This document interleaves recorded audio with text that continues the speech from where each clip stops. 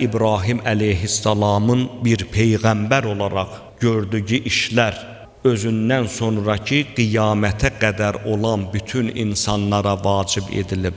Hətta yoldaşı Hacərin və ya Həcərin belə etdiyi əməlləri özündən sonra gələn bütün peyğəmbərlərə və bütün ümmətlərə vacib etmişdir.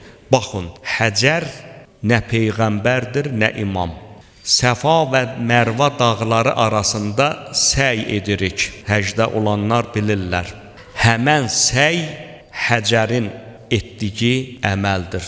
Bilirsiniz, İbrahim əleyhissalam gətirib Həcərlə İsmaili Kəbənin qırağında yerləşdirir. Onlar alaçıq, onlar üçün bir kölgənəcək, xeymə kimi bir şey düzəldir, Kəbə evinə bitişik. Baxın, burada da bir incə nüans var ha.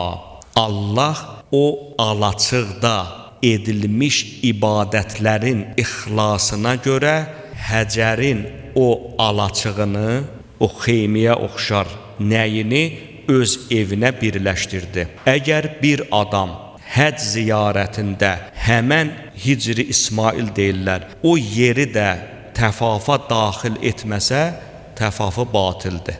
Yəni biz təfaf edəndə Kəbə evinin başına dolananda həm də o Həcərin evinin başına dolanmış oluruq. O evdə olunan səmimiyyət, o evdə olunan xalis ibadət səbəb oldu ki, Allah onu da öz evinə qoşsun. Sonraki mərhələdə bütün peyğəmbərlər və onların ümmətinə əmr etdi ki, Həcərin də evinə təfaf edəcəksiniz. Kəbə ilə birlikdə oranı dolanmaq, təfaf etmək, sonra isə 2 rükət təfaf namazı qılmağı fərz buyurdu.